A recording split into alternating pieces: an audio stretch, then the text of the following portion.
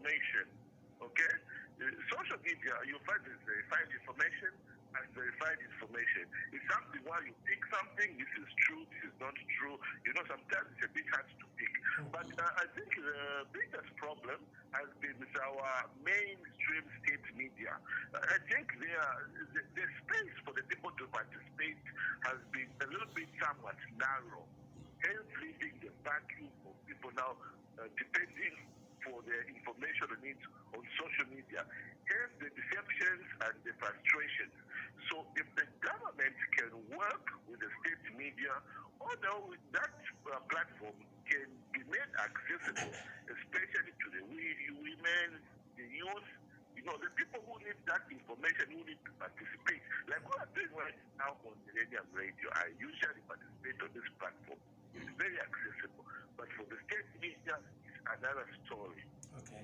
So if we have a platform that people can participate, I think the problem of social media, people will be able to see that information is not accurate. All right. Thank you, Mr. Kapembo. Thank you. Hello, good morning. Yes, good morning. Good morning. Your name and where you're calling from? Mr. Shepard from Ndola. Go ahead with your contribution. Good morning. How are you, Mr.? Very, very fine, sir. How are you? No, extremely well. Thank you, Mr. Shepard. First and foremost, I like to say something today. And it can be unfair for me to say that the PM has done it and unfair. There are some things that you have got and some things that you have failed. And like to hear from you to be clear. Whether it will be that here we have not scored. You have scored somewhere on what you have been doing about the infrastructure. Really, we have seen some infrastructure coming on. But where have you failed? Where you think why you have not succeeded according to the study. Then when we talk about Commonwealth fuel, fuel realization nowadays much accident. Where have we got wrong? Because Kawunda made a very big plan from January when the government started. We had got the wrong plan that we are but we have not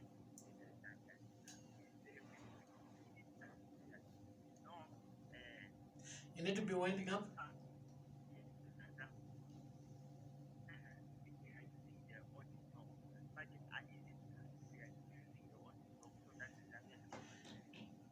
Okay. Thank you, Shepard, for coming through. Hello, good morning. Okay, we lost that one. 0962870921, 0962870921, as well as 0953448551. These are the two numbers to call for your contributions on the interview. Good morning. Hey, what's the person? Muyumbo. Okay, Mukombo. Yes, Mukombo. I would like to know from the honorable. Empire. Our dealing and Victor. Do you see them that they have done much? Because I say so. Social media, it has destroyed a lot of things, but while the people brought it, it was on good side. Zambia have destroyed it. Do you see that this institution has done much to sensitize us? Thank you. Okay. Thank you for coming through. Hello, good morning. Hello. Yes, Evelyn, good morning. Good morning to you. Hello. Good morning, Evelyn. Good evening. Is it good morning? Good morning, but it's not Evelyn. You can say Muyumbo if it will. Ivy. Okay, Mr. Muyumbo, good morning. Good morning to you. Yes, please. The guest in the studio, good morning. Good morning. How are you, Honorable? I'm all right. Mr. Mianda, calling you from Lusaka, Kapanana. Yes, Mr. Mianda. Yes, please. I want to highlight a few things on the Constitutional Amendment Bill number 10. Okay. Yes. But guest in the studio here, you must understand that this bill collapsed because of the following reasons. Yes, sir. One, it lacked consensus. Number two, the Patriotic Front wanted to hijack the whole process. And this is why the bill had a lot of problems in as far as the members of parliament are concerned, opposition members of parliament, because the Patriotic Front, you wanted to hijack the whole process. So, going forward, in 2021, this bill had some good clauses, yes, and also there were clauses that were favoring the ruling party, especially going in 2021 election. So people looked at those things and saying no to this bill. And those are the reasons, some of the reasons why the bill collapsed. So you should learn to, get a consensus even before you bring something to the table. I thank you, sir. Thank you for coming through. We can take maybe one call or so, and then we can allow the guest to respond. 0962870921. Hello, good morning. Hello, good morning. Hello? Wino mulishani? Atishi nanwa nani? Ba Lawrence kuisa uko? Mkushi mine, okay.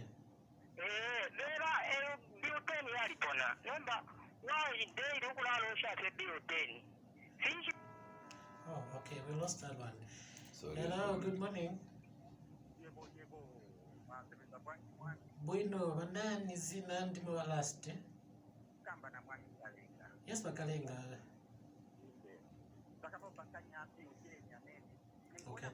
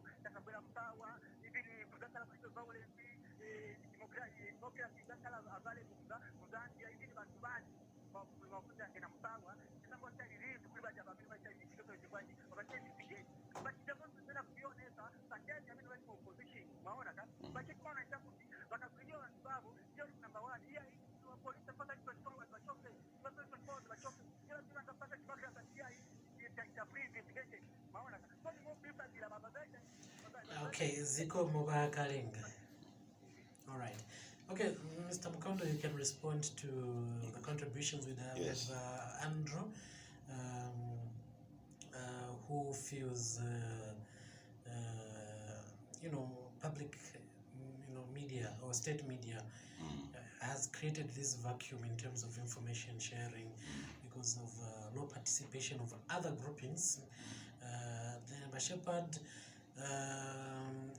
wants you to point out your failures as PF, in as much as he agrees that you have done quite a number of things in terms of achieving development. He also talked about oil. Zambia has not benefited in the drop in oil prices on the global markets. But Mukombo, do you think Zikta has done much, to in terms of information sharing on the use of social media? Then Mamianda talked about butane collapsing because of lack of consensus, and PF you wanted to hijack the entire system. Then Balores, we lost him from Kushi. He's talking about butane. Yes, he was also talking about butane, though he did not exhaust. Yes. Then Makalenga also is about butane.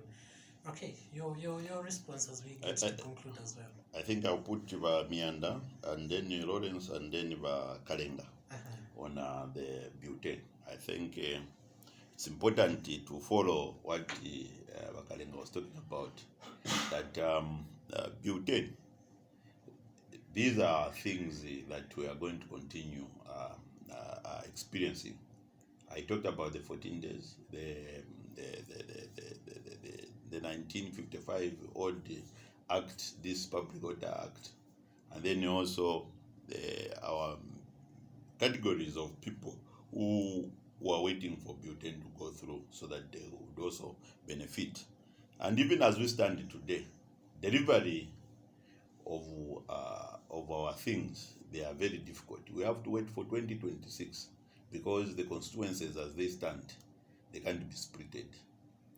That means the population by 2026, maybe will even be 26 million at that time. So because of Bhutan not having gone through, immediately we usher in the 156 members of parliament. We have to wait for 2026.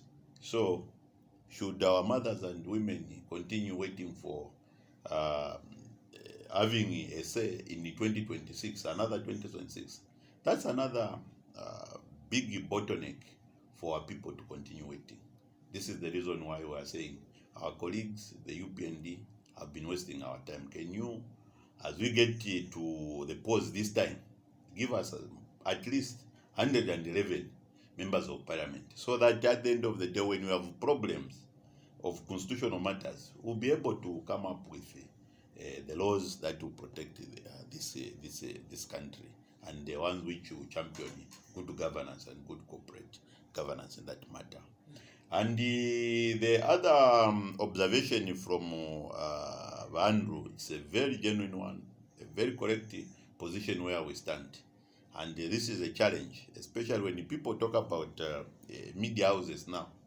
We're talking about Millennium. We are not only talking about ZMBC. We are talking about Radio Phoenix. We are not talking about Radio Phoenix. We are also talking about QFM, QTV, and then other big traditional media houses.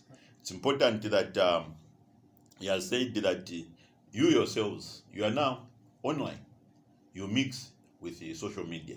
So basically, the way the traditional media has also handled it, it's very important. And I'm happy that he talked about, we cannot talk about ZMBC because that's a government institution. And it will be a fallacy.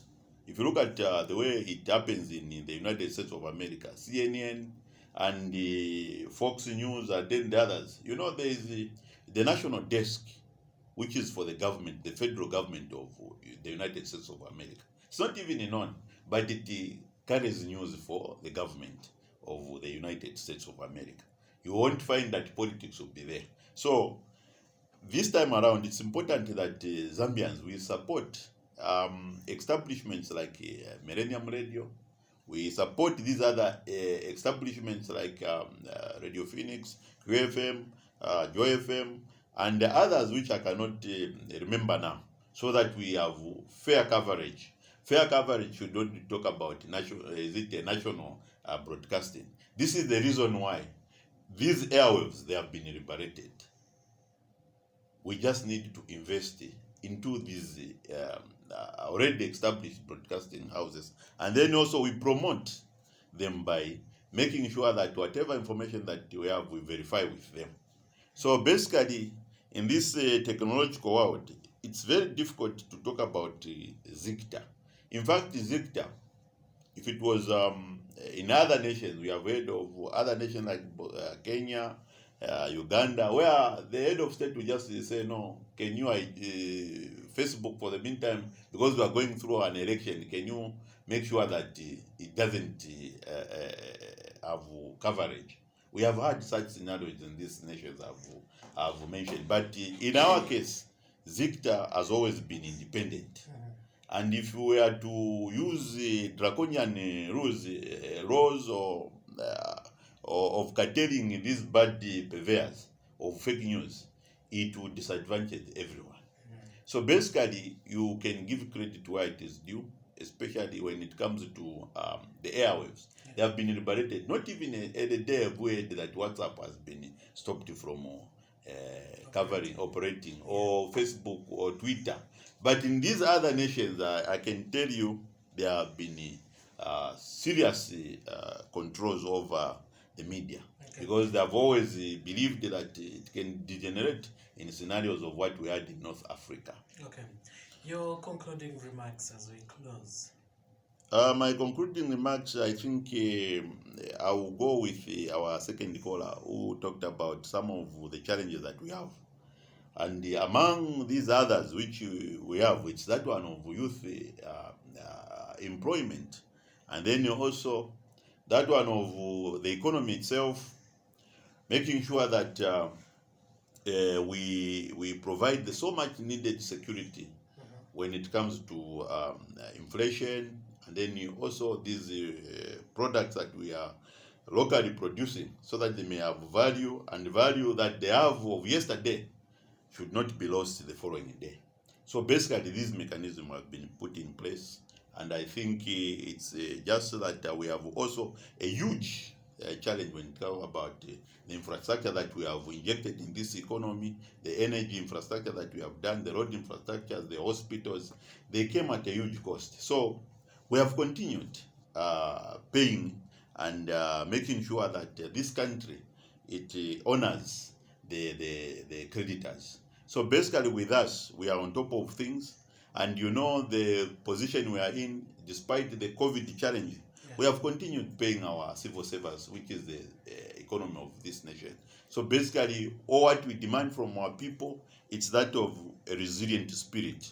Can we continue being resilient? Can we continue supportive to our one, Edgar Chagwalungu? And then at the end of the day, we started together this journey in 2011. Let us end it together, even as we go into 2026. So that at the end of the day, we don't have people who can come and hijack to say, this is what we did. But definitely, the Patriotic Front, almost 80%, we have delivered to the Zambian people. Okay. I thank you. All right. Thank you so much as well for coming through. We've been talking to Mr. Chendela Erasmus Mukondo, who is from the Patriotic Front media team in charge of the information and publicity desk. Otherwise, thank you for coming once more. Until next time, this has been the interview on Millennium Radio, and my name is Irvin Muyumba. Continue listening to Millennium Radio.